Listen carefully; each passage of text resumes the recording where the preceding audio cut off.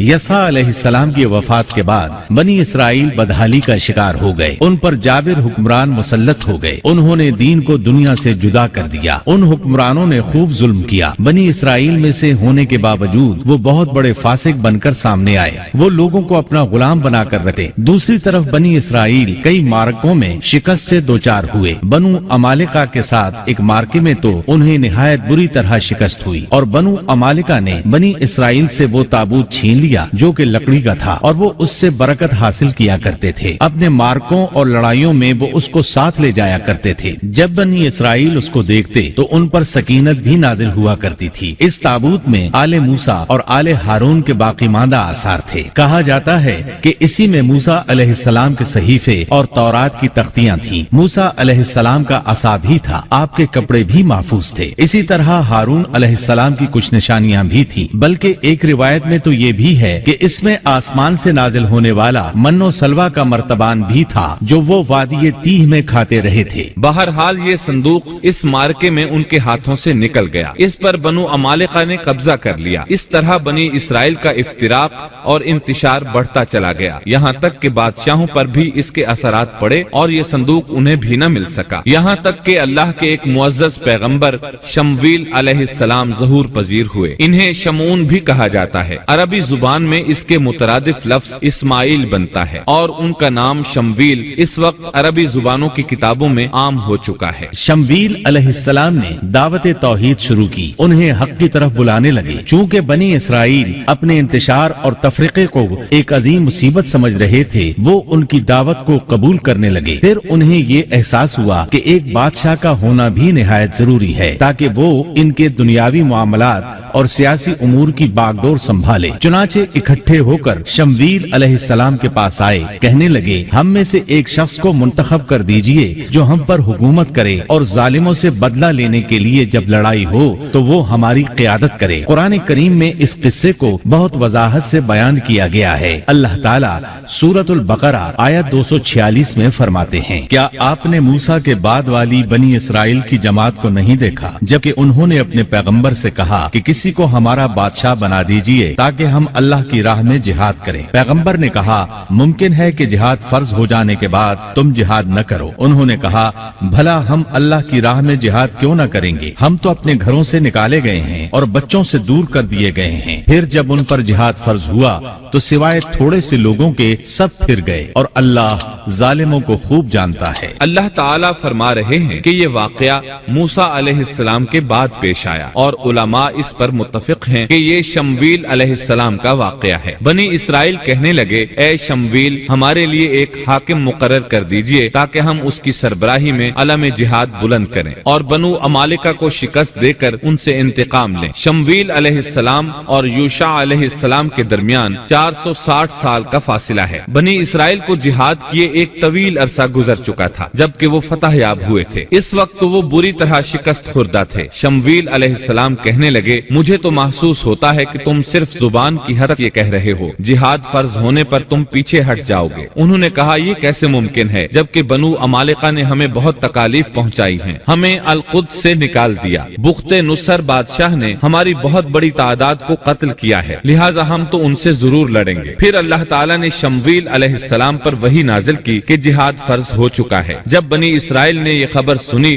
تو سوائے چند ایک کے سب نے جہاد سے منہ موڑ لیا، اور یہ وہی لوگ تھے جو کچھ دیر پہلے پختہ عہد و پیمان کر رہے تھے کہ ہم جہاد کریں گے۔ شمویل علیہ السلام کے ساتھ رہنے والوں کی تعداد 8000 تھی جبکہ پیچھے ہٹنے والے لاکھوں کی تعداد میں تھے، اس لیے کہ جب بنی اسرائیل مصر سے آئے تھے تو ان کی تعداد 6 لاکھ تھی اور اس وقت تک تعداد بہت بڑھ چکی تھی۔ اب جو لوگ جہاد کے لیے تیار ہوئے انہوں نے پوچھا کہ ہماری قیادت کون کرے گا؟ شمویل علیہ السلام نے انہی میں سے ایک شخص طالوت کو منتخب کیا۔ طالوت بن قیش یعقوب علیہ السلام کے بیٹے بنیامین کی نسل سے تھا۔ طالوت سے پہلے بنی اسرائیل کے جتنے بادشاہ تھے تمام کے تمام یہودا بن یعقوب کی نسل سے تھے۔ بنی اسرائیل کو بہت تعجب ہوا، انہیں امید تھی کہ ان کا بادشاہ یہودا کی نسل سے ہوگا، لیکن ہو گیا بنیامین کی نسل سے۔ چنانچہ انہوں نے اسے تسلیم کرنے سے انکار کر دیا اور آگے سے باطل تعویلات کرنے لگے۔ اللہ تعالیٰ سورۃ البقرہ آیت 247 میں فرماتے ہیں، اور ان سے ان کے نبی نے فرمایا کہ اللہ تعالیٰ نے طالوت کو تمہارا بادشاہ بنا دیا ہے، تو وہ کہنے کہنے لگے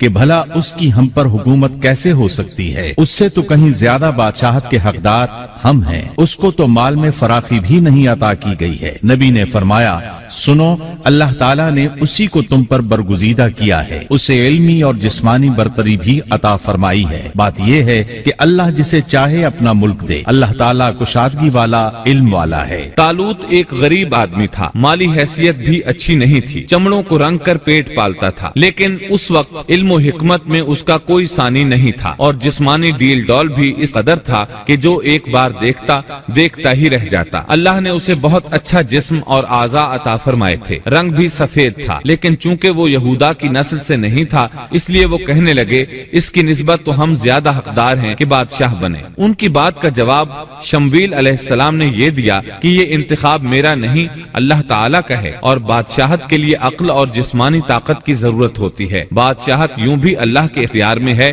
جسے چاہے عطا کر دے۔ یہ سن کر ان میں سے اکثر نے لڑنے سے انکار کر دیا، اللہ کے نبی کی اطاعت بھی چھوڑ گئے۔ اس نازک موقع پر شمویل علیہ السلام نے ان سے کہا، اگر میں تمہارے پاس کوئی ایسا نشان اور معجزہ لے آؤں جو ثابت کر دے کہ یہ اللہ کا انتخاب ہے تو کیا تم میری باتوں پر یقین کر لو گے؟ وہ کہنے لگے، جی ہاں۔ چنانچہ اللہ نے انہیں ایک معجزہ عطا فرمایا۔ اس کا ذکر سورۃ البقرہ آیت 248 میں آیا ہے۔ ان کے نبی نے ان سے پھر کہا کہ اس کی بادشاہت کی ظاہری نشانی یہ ہے کہ تمہارے پاس وہ صندوق آ جائے گا جس میں تمہارے رب کی طرف سے دل جمعی ہے اور آل موسیٰ اور آل ہارون کا بقیہ ترکہ ہے، فرشتے اسے اٹھا کر لائیں گے، یقیناً یہ تو تمہارے لیے کھلی دلیل ہے اگر تم ایماندار ہو۔ اس آیت میں اللہ تعالیٰ نے شمویل علیہ السلام کی نبوت اور طالوت کی بادشاہی ثابت کرنے کے لیے نازل ہونے والے معجزے اور علامات کا ذکر کیا ہے، یعنی وہ تابوت جسے بنو عمالقہ نے چھین لیا تھا وہ واپس آ جائے گا اور فرشتے اسے اٹھا کر لائیں گے۔ چنانچہ لوگوں کے دیکھتے ہی دیکھتے اللہ کے فرشتوں نے اس تابوت کو لا کر طالوت کے سامنے پیش کر دیا۔ یہ معجزہ دیکھ کر وہ مطیع ہو گئے۔ اب طالوت ان لشکروں کو لے کر دشمن کی طرف بڑھے۔ اللہ تعالیٰ سورۃ البقرہ آیت 249 میں فرماتے ہیں، جب طالوت لشکروں کو لے کر نکلے تو کہا، سنو، اللہ تمہیں ایک نہر سے آزمانے والا ہے، جس نے اس میں سے پانی پی لیا وہ میرا نہیں، اور جو اسے نہ چکھے گا وہ میرا ہے۔ ہاں یہ اور بات ہے کہ اپنے ہاتھ سے ایک چلو بھر لے، لیکن سوائے چند کے باقی سب نے پانی پی لیا۔ جب طالوت نے سفر شروع کیا تو راستے میں ایک نہر آ گئی، ادھر لشکر پیاسا تھا۔ اللہ تعالیٰ نے اس کے ذریعے مخلص لوگوں کو الگ کرنے کے لیے ایک امتحان لیا۔ یہ نہر اردن تھی، فلسطین اور اردن کے درمیان رواں دواں تھی بھی وہ دونوں کے قبضے میں۔ آزمائش اور امتحان کے لیے حکم یہ ہوا کہ باوجود سخت پیاس کے پانی کو استعمال نہ کرنا، صرف ایک چلو بھر کر پینے کی اجازت تھی، اور جو شخص سیر ہو کر پیے گا